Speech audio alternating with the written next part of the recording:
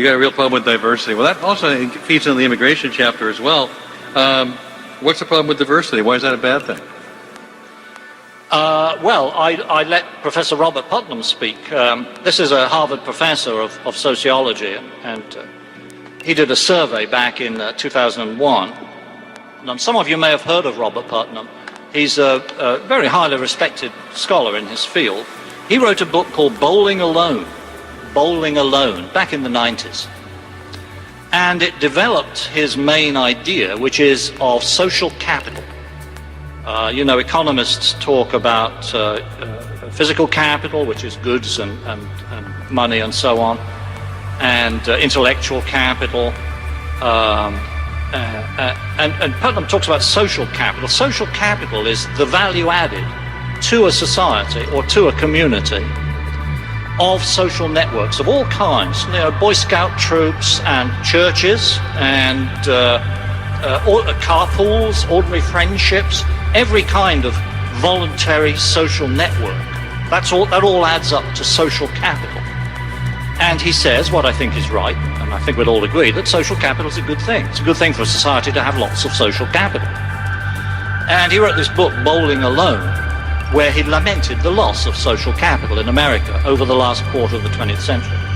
Well, now, after that, in 2000, he decided to try to find out why we're losing our social capital. Why are we losing it? What's driving that? And he found that one reason we're losing it is our diversity, our increasing diversity. He conducted surveys all over the United States, very big surveys. It's just Harvard University, they got a bundle of money. So he had tens of thousands of people in these surveys that he did, trying to find out whether diversity helped or hindered social capital. And he found out, to his dismay, because he himself is a liberal, he found out that the more diversity you have, the less social capital you have. The more diversity you have in a community, the less people associate, the less people talk to each other, the less people carpool, the less people join voluntary groups. And that was a very shocking finding for him, as I tell the story in my book. He waited 6 years before publishing his results. He disliked his results so much. But fortunately, like me, he's an empiricist and he wants the facts to speak. And at last he did let them speak. Yeah, diversity is not good for you. It's bad for your society.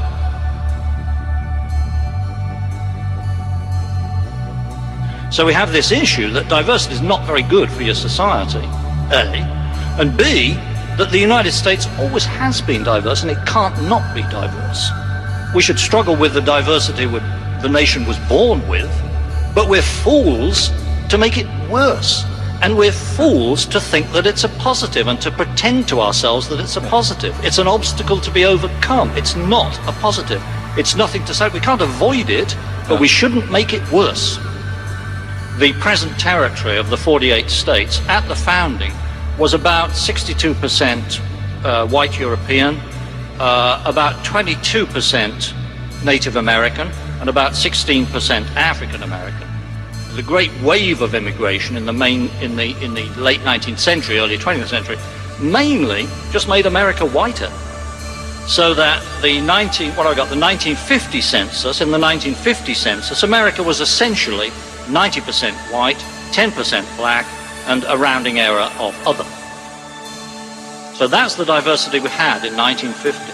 I would argue that we could have coped with that diversity.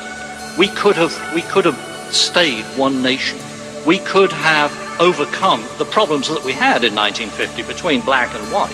We could have overcome them if we had not been such bloody fools as to import tens of millions of even more diverse people. In other words, we should not have done that. As long as the black population stays below a certain amount, we can cope. Yes, I think that's true. Yes.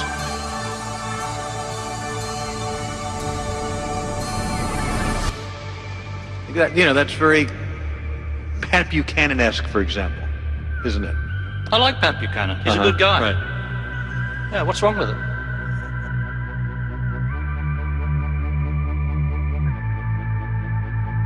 I mean, what's the alternative? Do you think that without an Anglo, what is it Professor Huntington says, without a dominant Anglo-Protestant culture, that we can stay a united nation? I don't think we can. I think diversity could break us up. You go on to say a multicultural America will in time become a multi-creedal America with groups with different cultures espousing distinctive political values and principles rooted in their popular cultures. What happened to that Statue of Liberty with the hand held high in the harbor, going, give us you're tired, you're poor, yearning to be free? Well, please, the great melting pot, the great mosaic, as David Dinkins once called it. What happened to that? Look around you, Alan, and I give the evidence in my book, and Professor Robert Putnam gives it too. Look around you. This level of diversity is not working.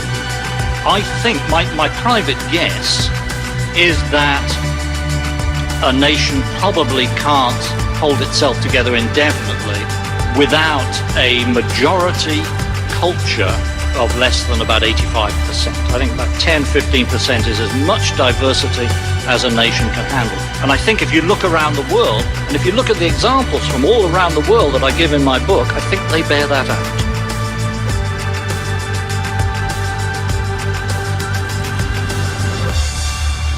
Diversity is not good for you.